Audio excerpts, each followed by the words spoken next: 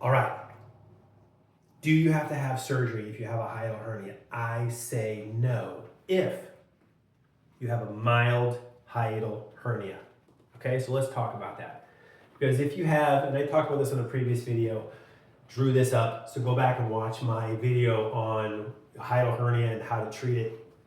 But in the case of a severe or a moderate tear, you're going to want to get that surgery treated. The damage is too great. However, a lot of these hiatal hernias that people have are considered mild.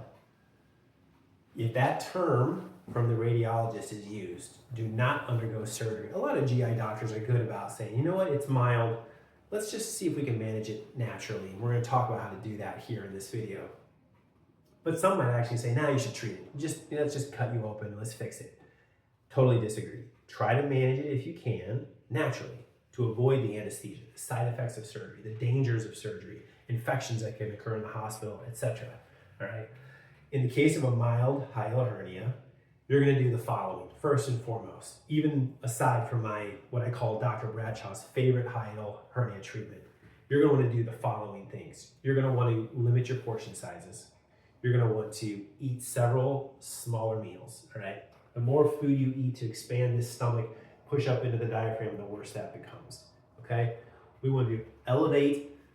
So if you're sleeping and this is your head down here, you want to elevate the head of your bed about 8 inches, all right? This just helps pull the stomach down and away from this diaphragm, all right? Using a little gravity to help with us. You want to avoid eating a big meal, filling this stomach, and then going to sleep within 2 to 3 hours, all right? You need to give it at least 2 to 3 hours after eating before going to bed. That helps move a lot of the food out of the stomach eventually, and the stomach does not push up into the diaphragm, making that worse, okay? You want to avoid trigger foods. Foods like fatty foods or fried foods or spicy foods. Foods with a lot of caffeine in them, like coffee or soda for that matter. Chocolate can be problematic. Alcohol can be problematic. Also, you want to make sure that you quit smoking.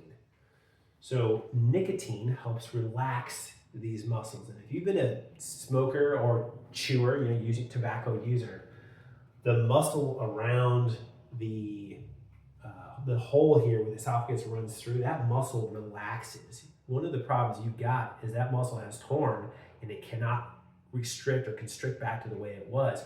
It's opened up and it can't get back to where it once was, and the nicotine keeps it relaxed and open. When that's more of the problem, allowing the stomach to push further and further and further up through there, okay? So getting off of smoking can really help.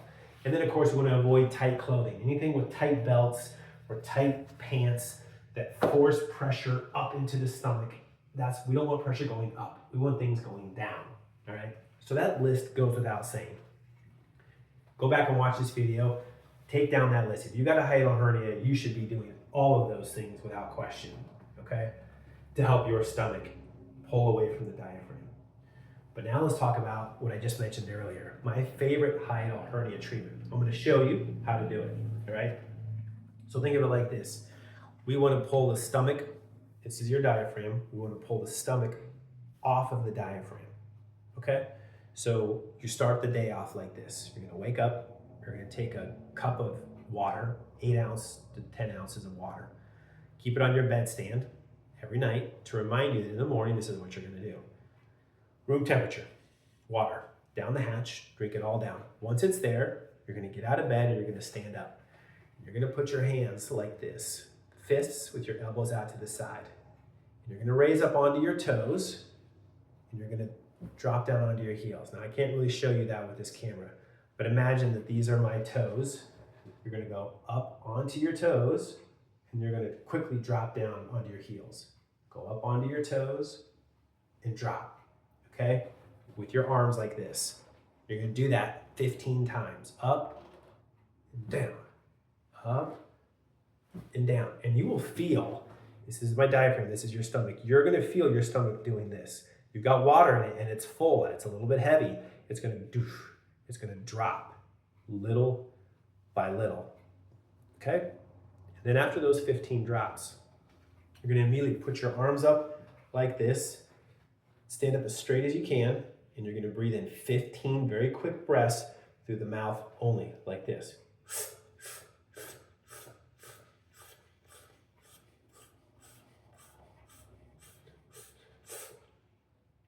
And then you're done. And so what we're doing is the first part with the dropping down your heels is pulling the stomach down. And the next part is you doing that breath work, it's pulling the diaphragm up. So literally the pressure that may have occurred overnight with you sleeping on your side and the stomach resting and pressing up into that diaphragm, we're going to do this. We're going to separate those two first thing in the morning. Now, you can do that any time of day. Let's say that, gosh, you're sitting in the chair at work and you're kind of hunched over and doing work or whatever, and you got this pressure of the diaphragm down on the stomach, and you start to feel like, oh, that doesn't feel great. Water,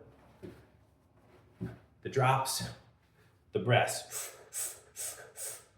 Okay, you can do that any time of day to take pressure off of your stomach, off of your diaphragm. That works like a charm. I have had dozens of patients just in the last year who've really done well with that. Mild hiatal hernias. They haven't had surgery. They feel great. They've done the things they needed to do to fix that problem, gone through the list I talked about a moment ago, cleared out H. pylori if they got it, got off the PPIs, eating the foods they're supposed to eat, and they're managing, which is what the mild hiatal hernia should be able to be managed on its own, okay? Now, if you're looking at this and you're watching this, you're dealing with heartburn, no question about it. What we do in our office, aside from that hiatal hernia treatment, is figure out what are the other causes of your heartburn, okay? We talk about that in some of our other videos, but in each of them, I offer the following. In the link to this description of this video, I offer you a free call with us, 15 to 30 minutes, free.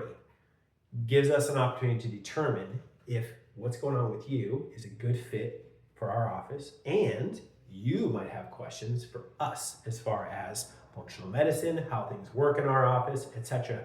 We answer all those questions. So then you can determine, and we can determine if we're going to be a good fit together. And if that's the case, and so many of my patients are, we can get to the bottom of this hiatal hernia, solve it naturally, fix your heartburn naturally, and get you back to a point where you can feel like you're back to your old self again. All right, so take advantage of this call. All right.